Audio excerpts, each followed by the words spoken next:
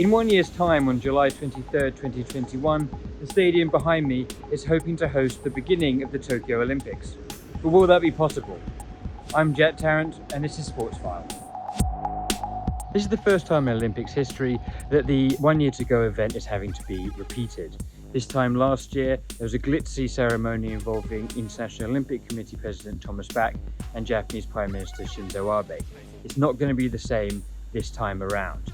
What we're expecting behind me is a small 15-minute ceremony inside the stadium, but with no fans present.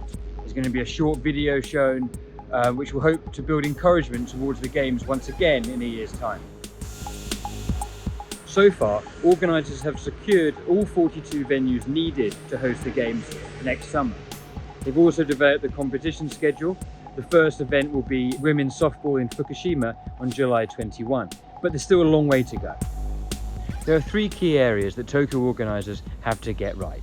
That's athlete safety, fans, and sponsorship. Athlete safety is the biggest priority for Tokyo Games organisers.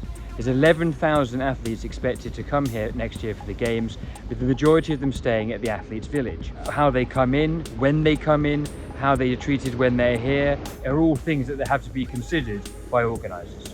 It's going to be a major challenge.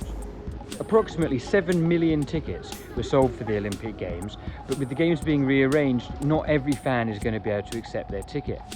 If they want to still come again next year, they can do, the tickets are still valid, but if they would like to have a reimbursement, that's going to be possible from later this year. Whether fans will be allowed in the stadiums next July remains to be seen. As for sponsors, well, so far, no one's jumped ship. That's the good news for Tokyo 2020. Tokyo 20 CEO Toshiro Muto also told Reuters earlier this week that new sponsors are coming on board. This is a very positive step. They're also hopeful of keeping on major sponsors such as Toyota and Japan Airlines going forward. This is not how anybody hoped or planned the Olympics would happen, but organisers are still hopeful that they can host an event next year that Japan and the world are proud of.